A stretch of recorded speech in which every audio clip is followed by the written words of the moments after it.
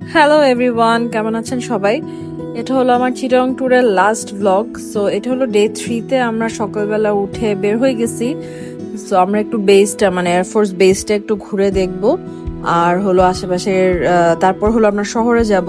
তো বেসটা ঘুরে দেখার আগে ফার্স্টেই আমরা চলে আসলাম এখানে একটা পুরানো প্লেন রাখা আছে কয়েকটা জায়গায়, রানওয়ের মতো মনে হয় পুরানো রানওয়ে ছিল। সো ওখানে কিছু প্লেন রাখা ছিল, সো ওগুলো আমরা দেখতে গেলাম। আর এই হলো আমাদের পরীগুলা সব একসাথে। ওই দিন মাশাআল্লাহ অনেক সুন্দর রোদ উঠছিল, একদম কটকটা রোদ। ওই রোদের মধ্যেই আমরা ঘুরে বেড়াইছি। আর এই যে আমরা ছোটবেলায় স্কুলে যেতাম কোস্টারে করে, তো অনেকদিন পর কোস্টারে উঠে আমরা সেটাই বলতেছিলাম যে আমাদের মনে হচ্ছে যে আমরা স্কুলে চলে আসছি। আর বেইজের মধ্যেই আবার আরেকটা পার্ক ছিল, তো পার্ক থাকলে তো একটু নামতেই হয় বাচ্চাদের জন্য। তো পার্কে নেমেও বাচ্চারা একটু খেলাধুলা করতেছিল। আর এই হ্যাটগুলো আসলে গতকাল রাতে যে মেলাতে গেছিলাম ওখান থেকে নেওয়া। আর ওরা খেলবে আমরা খেলবো না, এটা তো হইতেই পারে না। তো আমরাও কিছুক্ষণ একটু মজা করে নিলাম, যেহেতু এটা মানে শক্তপোক্ত ছিল, তো আমরা উঠলেও প্রবলেম হয় নাই। আর এই যে আমার কন্যা, যেখানেই দোলনা সেখানেই সে। আর তখন এত সুন্দর লাগতেছিল ওয়েদারটা, মানে সিনারিটা এত ভাল লাগতেছিল। সাথে একটা সুন্দর একটা খালের মতো ছিল, ওটার পাশে আসলে খেলার জায়গাটা ছিল। আমরা ওখানে কিছুক্ষণ বসে একটু বাতাস খাচ্ছিলাম, আর বাচ্চারা একটু খেলা করে নিচ্ছিল। আর ওইখান থেকে পরে আমরা অফিসে চলে গেলাম আর কি, এয়ারফোর্স অফিসের ভিতরে, মানে এক যে মানে ওয়ান অফ দি অফিস আর কি। তো ওখানে যে আমরা কিছুক্ষণ বসলাম, আমাদের অনেক পরিচিত মানুষজন ছিল, সো ওনাদের সাথে একটু কথা টথা বললাম। ওখানে আমরা একটু খাওয়া দাওয়া করলাম। আলহামদুলিল্লাহ এই গুটুলিটা কুটুস করে একটা হাঁচি দিছে আমার সাথে, সারা জীবন মেমোরি হিসেবে থাকবে মাশাআল্লাহ। তো ওখান থেকে আমরা দুপুরে খাওয়ার জন্য চলে যাচ্ছি শহরে, যেহেতু শহরে আর যাওয়া হয় নাই। তো শহরে যে আমরা আজকে লাঞ্চ করব। তো শহরে যাওয়ার জন্য যে ফ্লাইওভারটা ছিল, ফ্লাইওভারই প্রবাবলি এক্সপ্রেসওয়ে অথবা flyover, I am not sure. So ওখানে ওই যে পাশে দেখা যাচ্ছিল শিপের ইয়েগুলা। আর এখানে আমরা চলে আসছি কুটুম বাড়িতে খাইতে। আর আমার এক্স কলিগ ছিল ওখানে, ওনার আসলে মেইনলি উনি অ্যাকাউন্টটা দেখে ফুড পান্ডার। তো উনি আসলে আমি ওনাকে বলাতে উনিও চলে আসছে আমাদের এখানে খাওয়া দাওয়া করাতে আর কি। তো ভাইয়াদের সাথে দেখা হয়েও খুব ভালো লাগছে। আর এটা হলো ওই দিন বিকালে, ঠিক এয়ারফোর্স বেজে আমরা যেখানে ছিলাম তার অপোজিটেই হলো বোট ক্লাবটা। তো এতদিন আমরা মানে বোট মানে একদম অফ মানে বাসার সামনে থাকলে যেটা হয় আর কি, আসা হয় নাই। বাট এটা তো মিস করে চলে যাওয়াটা ঠিক হবে না। বাট যদিও ওই দিন আসলে মঙ্গলবার ছিল, সরি না সোমবার ছিল, সো আমরা আসলে ওখানে বোটে উঠতে পারি নাই, কারণ ওদিন খালি ফ্রাইডে স্যাটারডে তো ওরা বোটে উঠতে দেয়। আর ওখানে বাচ্চাদের একটা খেলার জায়গা ছিল, সুন্দর মাঠ ছিল। সো আমরা আর কি ওগুলোই এনজয় করতেছিলাম, ভিউটা এনজয় করতেছিলাম। সাধারণত যে ওই সামনে যে বোটটা দেখা যাচ্ছে ওই বোটটাতে আসলে উঠা যায়, এবং মনে হয় ট্যুর দেয় আসলে শুক্র শনিবারে হয়তো। বাট আমাদের ভাগ্যে ছিল না এবার।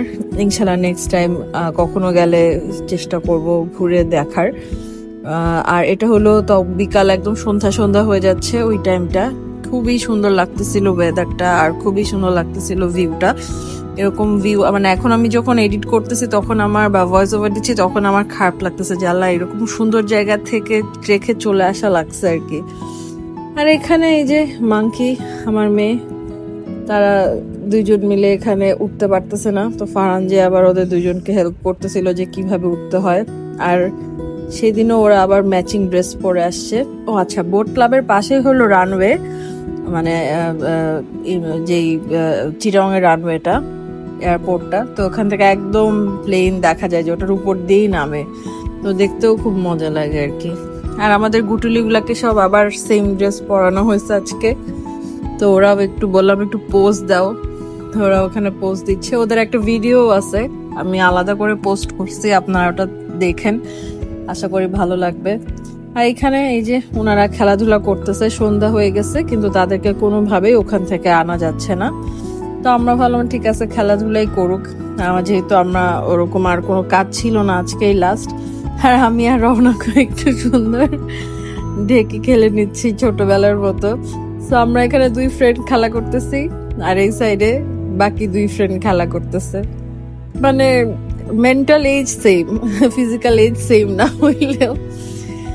আর এই আমরা 4 ফ্রেন্ড একসাথে, আমরা জানি না আসলে আর কবে ভাবে আমরা কখনো ট্যুর দিতে পারবো কিনা, বা আর বাকি যেই 2টা ফ্রেন্ড বাকি আছে ওরাও আসলে কবে আমরা ভাবে আবার ট্যুর দিতে পারবো। বাট এটা once in a lifetime opportunity ছিল আমাদের জন্য। তো ওই দিন ভাবলাম আমরা একটু আর্লি ডিনার করে ফেলি। আমরা বোট ক্লাবে যেহেতু ছিলাম, সো বোট ক্লাবেই ডিনার করতে বসে গেলাম। সো ওখানেই আমরা সেদিন রাতে ডিনারটা করছি। বোট ক্লাবের খাবার খুবই মজা ছিল, সো আপনারা গেলে অবশ্যই বোট ক্লাবের খাবার ট্রাই করবেন। আর তারপরে আমরা এখান থেকে বের হয়ে যাচ্ছি। আর তখন আসলে বেশি রাত হয় নাই, 9টা মনে হয় তখন বাজছে। তো ভাবলাম ওখান থেকে আমরা আর কোনো ইয়ে করি নাই, ডেজার্ট খাই নাই। ভাবলাম যে মেসে তো যাওয়া হয় নাই, এয়ারফোর্স বেজে আসছি, বাট মেসে যাই নাই। তো ভাবলাম যে সবাই মিলে একটু মেসটাও ঘুরে যাই। তো এটা হলো এয়ারফোর্স মেস, যেটা সেটার ভিতরে ঢুকেই সুন্দর এন্ট্রান্স। তখনও খোলা ছিল সবকিছুই, আর একদম সুন্দর লাইটিং করা ছিল সবকিছু। তো আমরা একটু দেখতে দেখতে যাচ্ছিলাম, যদিও মোরারলেস সবগুলা মেস দেখতে একই রকম হয়, বাট তারপরেও এক একটা জায়গার মানে ডিফারেন্ট, কিছু না কিছু ডিফারেন্স থাকেই। বাট আমার সব জায়গায় মনে হয় যে একই প্যাটার্নে বানায় আসলে ওরা। তো আমরা এখানে বসে গেছি, আর সবাই বসে বসে একটু চা কফি খাচ্ছিলাম, একটু মিষ্টি সুইটস টাইপের খাবার খাচ্ছিলাম, ডেজার্ট খাচ্ছিলাম। আর বাচ্চারা পাগলামি করতেছিল, তো ওদেরকেও একটু চকলেট দেওয়া হয়েছে অ্যাজ এ ডেজার্ট, যে ঠিক আছে খাও। আর একটু জুস টুস খাওয়া দাওয়া করলাম, বসে একটু চিল করতেছিলাম। আর এই হলো ওদের চিল, ওদের পক্ষে তো চিল করা সম্ভব না দৌড়াদৌড়ি করা ছাড়া। তো সবগুলা মিলে দৌড়াদৌড়ি করতেছে, আর ওরা খেলতেছিল, আমরা বসে বসে একটু রেস্ট নিচ্ছিলাম আর কি। তো যেহেতু লাস্ট নাইট, আমরা পরের দিনই চলে আসবো, তো সবাই মিলে যতক্ষণ পসিবল একটু টাইম স্পেন্ড করার চেষ্টা করতেছিলাম, যে আরো একটু কিছুক্ষণ থাকি, টাইম স্পেন্ড করি, ওরাও একসাথে থাকুক। আর চিন্তা করছিলাম চলে যাবো আগামীকালকে, খারাপ লাগতেছিল। আর বলতে না বলতে এটা পরের দিন সকালে আমরা এয়ারপোর্টে চলে আসছি চেক ইন করার জন্য, ঢাকায় চলে যাচ্ছি। সো খারাপই লাগতেছে যে এত সুন্দর একটা ট্যুর বা এত সুন্দর একটা টাইম আমরা কাটালাম 3 দিন, কিভাবে জানি চলে গেল। আর এটা হলো প্লেনে ওঠার আগে আমরা ওয়েট করতেছিলাম বোর্ডিং করার জন্য। আর এইবার হলো তারা 2জন ফার্স্টেই একসাথে বসছে, তাদেরকে আর আলাদা করা যায় নাই। সো আনায়া আর ইরিশ ভাই একসাথেই বসছে।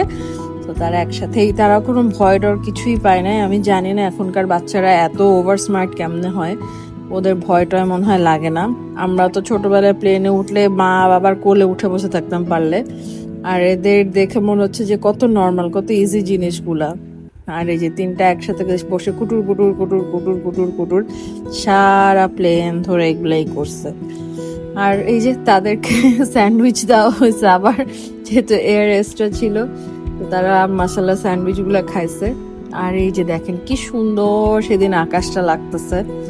আর এই যে নেমে গেছি, এখন আমরা অলরেডি ঢাকাতে চলে আসছি, এয়ারপোর্টে চলে আসছি, বাসে করে আমাদের নিয়ে যাচ্ছে। আর এই তো বের হয়ে গেছি লাগেজ টাগেজ নিয়ে, কানিজেরও গাড়ি চলে আসছে, ও চলে যাচ্ছে। আর ফাইনালি আমার মেয়ের মন অনেক খারাপ, মানে তখন শি রিয়েলাইজ যে না, ট্যুর শেষ। এই 3 দিন যে মজা করছে, আনায়াদের সাথে ছিল, একসাথে সবাই মিলে ছিল, একই বাসায় ছিল, ঘোরাফেরা করছে, তার খুবই মন খারাপ হয়েছে।